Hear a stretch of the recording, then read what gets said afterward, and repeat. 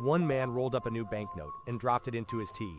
When he took it out, he saw that it now looked old and used.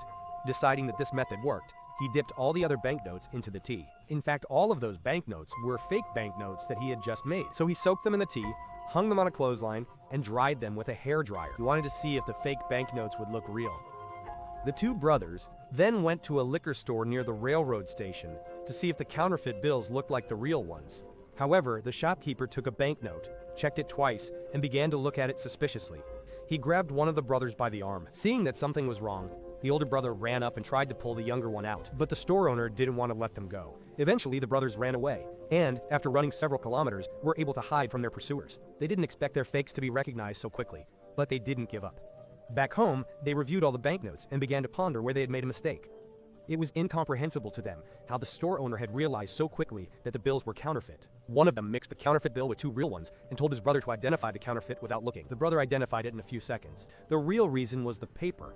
The real banknotes are made of special cotton paper, while the counterfeit ones are made of ordinary wood paper. The difference is felt by the texture and sound, and that's how the seller recognized the fake. Then both brothers went in search of the right paper, but without success. Then Sonny found a piece of paper that slightly resembled the real one, but was thinner. He joined the two sheets together, and the result was similar to the original. They started making fakes again. It wasn't easy because each pattern had to be drawn by hand. Real banknotes have very fine details that are usually microprinted and can only be seen through a magnifying glass. Sonny had a passion for drawing, so he painted both sides of the banknote in a week. Then he painted it like the real thing, added a chemical layer and baked it in the oven. That's how the template came to be. Then they cut a security thread from a real low-denomination banknote and inserted it into the fake one. Next, they applied a layer of water to make the paper a little glossy. However, there was another problem. The real bill changes color when viewed from different angles.